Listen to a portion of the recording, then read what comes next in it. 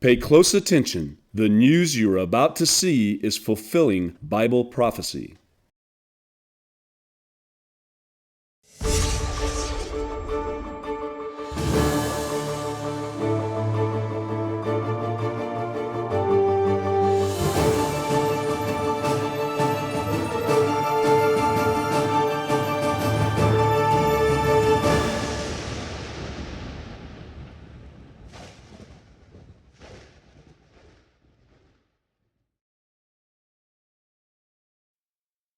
Welcome to another edition of YPN News, bringing you news as it relates to Bible prophecy and foretold by Yeshua Hawkins. Well, we have several things in the news today. We're going to talk a little bit about kind of the condition of the health of the planet, as well as we're going to see some concerning numbers with a particular STD that has gotten its grips pretty much on the state of Texas.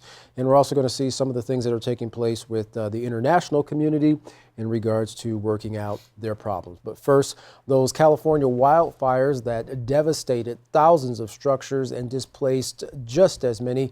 Well, one of the unspoken victims of that catastrophe is the sea life. The toxic runoff from these fires is contaminating the Pacific and its inhabitants. Take a look at this next video, courtesy of CBS Evening News. It's been 3 months since those deadly Southern California wildfires started. The urgency to rebuild what burned on land is now being matched by the effort to rescue sea life sickened by the wildfire runoff into the Pacific. CBS's Carter Evans goes in depth tonight on the toxic ripple effects. Look at where this animal is. It's a pitiful sight. A sick sea lion stranded in fire debris. This is why it's so important to clean this up. Harris Silver found the animal struggling on the littered beach where the Palisades fire burned down these beachfront Malibu homes. Since then, little has been done to contain the runoff. That's an open septic tank 2.5 months after the fire. Feet from the ocean. Feet from the ocean. You should absolutely not touch this stuff with your bare hands. Tracy Quinn is CEO of Heal the Bay, a nonprofit that recently tested the water. What sort of toxins are you finding out there? We're seeing a lot of heavy metals. That debris is still sitting there within the high tide line. So every day the ocean is washing up and lapping those contaminants into the sea. At the same time, there's a dramatic rise in the number of sick animals washing up on the shores of Southern California. There's a sick animal over on the other side. We rode with a rescue team to capture a sick sea lion. Once we put the net around her, she might wiggle around. And take her to the Marine Mammal Care Center for treatment. There are so many animals here, they've built enclosures in the parking lot. Every day that we come in, there's at least one of these animals that has passed away overnight. John Warner leads the nonprofit and says the animals are eating fish that consumed an algae with a toxin called domoic acid. It's a neurological toxin. It affects their brains. They're having seizures, completely disoriented. Algae with domoic acid is sometimes called a red tide. It existed before the fires, but biologists suspect windstorms that fueled the flames also stirred up sediment in the ocean. That, along with the nutrient-rich runoff, is feeding the algae.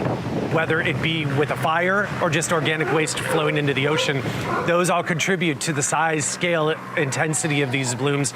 And we believe there's a direct correlation to the toxicity levels in the algae itself. They're at a high level during this particular bloom. And the hazardous contaminants from the fire debris could cause even more long-term problems. We're going to see a lot of the animals that are lower on the food chain consuming a lot of those heavy metals.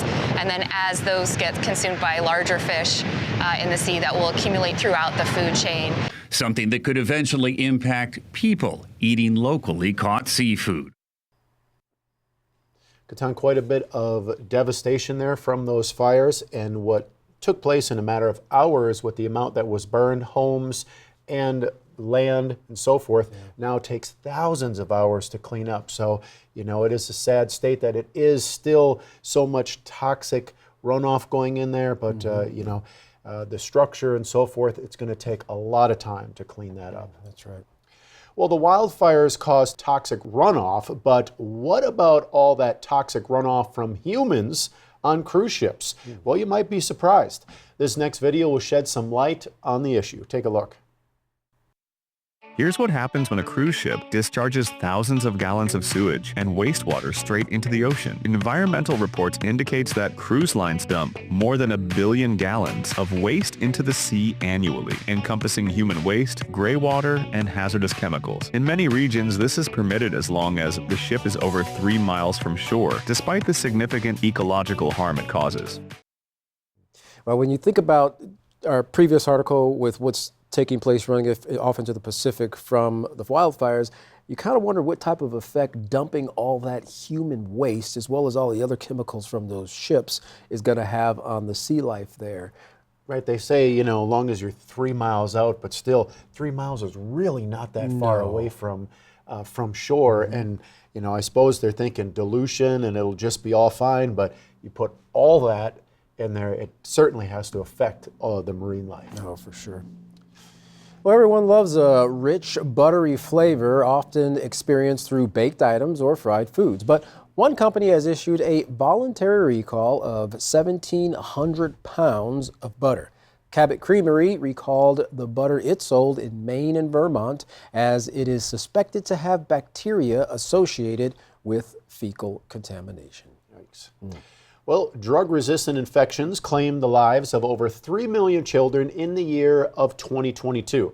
Now, a study entitled The Global Burden of AMR in Children was conducted and focused on children in Africa and Southeast Asia, where children there are most at risk. Now, antimicrobial resistant, AMR, is when bacteria evolve to resist antibiotics and is being called one of the biggest threats to global health. Its surge is due to overuse of all spectrums of antibiotics. That's right. In Southeast Asia and Africa, the use of antibiotics rose sharply between 2019 and 2021. Well, experts say that the COVID pandemic might have worsened matters. Drug resistance will continue to grow as the use of these antibiotics continue. And medical experts say that the way to reduce them is through prevention of viruses, through vaccines, clean drinking water, and proper hygiene. Well, World Health Organizations are urging global leaders to act now in light of this growing rise in antibiotic-resistant bacteria. Well, 911 was first launched on the scene in 1968 for medical, police, and fire emergencies. Now, 54 years later, 988 was launched for suicide prevention emergencies. Now, the Suicide Prevention Center's Unified Number Hotline has been ringing off the hook with callers who've lost hope and need a friendly voice to walk them back from the edge. Now, the next video has more on the center's troubles. Take a look. It's been nearly 3 years since the launch of the nationwide 988 Suicide and Crisis Lifeline. Since then, millions seeking help have used the call center as a life-saving resource. In tonight's In Depth, Elise Preston reports on the understaffing and underfunding threatening to upend the hotline's mission. Just a phone call away. Suicide Prevention Center Crisis Line. The nation's 988 hotline works like 911, bringing critical access to care for those battling mental health emergencies. Counselor Alejandra Varga takes calls at Didi Hirsch in Los Angeles, the nation's largest suicide prevention center. How did you get into this work? I know what it's like to go through this and not feel comfortable reaching out. As a teen, Varga was diagnosed with cancer and spiraled in despair. What did it feel like navigating that space? Overwhelming, numb. 20,000 calls and texts a month at this call center alone. Nationwide, calls increased 40% soon after the memorable 3-digit number was officially launched in 2022. Didi Hirsch CEO Lynn Morris. Since 2022, 12 million people have contacted 988. Sometimes this is a life or death situation. Absolutely. It very much can be. So we have dealt with people calling our line who have either taken measures to end their life or are sitting at home with a gun in their lap. A new study outlines that while calls have gone up, access to care after those initial calls has not increased. Its authors are pushing for more awareness and funding to make 988 more effective for those in need. There aren't enough resources. There aren't enough therapists. 1 in 4 adults in the U.S. lives with a diagnosable mental illness, but many more could be struggling without a diagnosis, and the numbers are expected to go up. You know, it's sad that many people in the United States, and it's not just the United States, it's throughout the world, but that many people in the U.S. have such mental health issues that centers like this that is designed to help people, they're completely overwhelmed. Right, and you can see the numbers, as I said, they're only going up. They're not getting better, you know, but social media and these type of things, you know, this is very hard on the minds of young children. Yeah, dealing with things in this generation that they didn't have to deal with 50 years ago. That's right. Well, Texas, sadly, leads the nation in babies born with syphilis, jumping by 128% since 2019. In fact, 1 in 4 cases of syphilis in the United States are taking place in Texas. Nationally, numbers are the highest in 70 years. And if a pregnant woman isn't treated for the disease, it can cause stillbirth, blindness, and birth defects in the unborn child. Well, Texas might lead the nation, but they're not the only state seeing spikes in syphilis cases. Between 2023 and 2024, Virginia has seen cases double. And syphilis just isn't a disease from the days of old. The disease, if it's left untreated, can cause blindness, dementia, stroke, and even death. Now, there's an antibiotic that can be taken, like the morning after pill, that's said to reduce one's chances of the infection. Now, you'd think that the rise would be among teenagers and college-age children, but Katan, on the contrary, it's among seniors and newborns, which is really a strange category, you know, of age group there to see a spike in syphilis cases. Yeah, you would, to some degree, expect with the promiscuity of a lot of young people to potentially see that with newborns, but it kind of really throws you for a loop there when you hear it amongst the seniors. Right. Yeah. Well, for newborns, syphilis can cause them to face a life of disabilities. Doctors recommend screenings to detect the virus early and say that treatment is simple, just a shot of penicillin.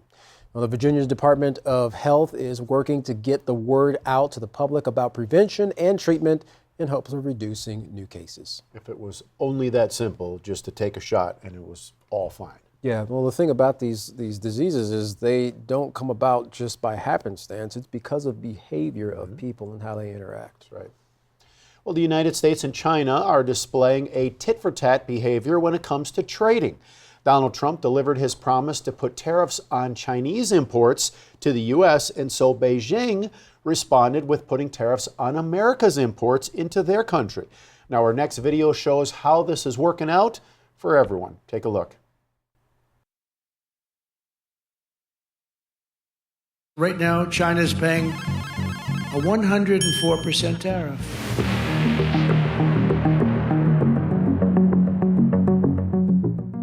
Until they make a deal with us, they want to make a deal, they just don't know how to get it started.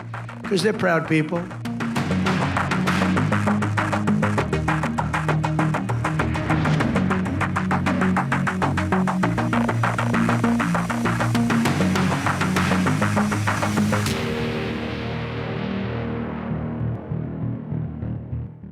So Trump's punishing tariffs are a reality, and no one is feeling the heat more than China. The U.S. president has made good on his threat. Chinese goods now face 104% import duty in the United States. Trump has raised the tariffs on China by another 50%. Why? Because China decided to hit back. Beijing imposed retaliatory tariffs on American products, so President Trump responded by raising the pressure. But despite this escalation, he believes that China still wants a deal. Listen to what the White House said last night. Look, I just spoke to the president about this, and he believes that China wants to make a deal with the United States. He believes China has to make a deal with the United States. It was a mistake for China to retaliate. The president, when America is punched, he punches back harder. That's why there will be 104% tariffs going into effect on China tonight at midnight. Does China want to make a deal?